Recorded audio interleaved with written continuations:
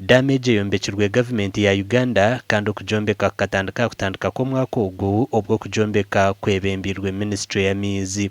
Project eji nifijeta himbo mini irrigation scheme kandi beneficiaries abakuji benefitingaho hargejesha han household za shotenemwe. Project eji ekwembe kwa milioni 4 okuligo mu ministry. Aituru kugambere ebi abantu 31 batandikire kufuhirira ebihingwa byabo barukosamizo kurugumu damage.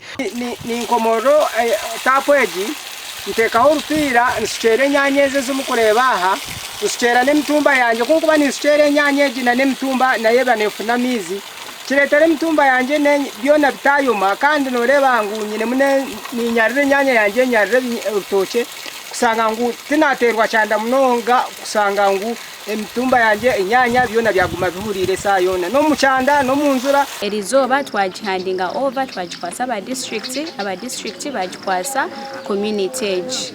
Omukwaya mizaga RDC Abatuura barukuhinga myejego ya mizi kandi araganise kubahiga bundu numa omuhoro yo kurinda mizi ga damage.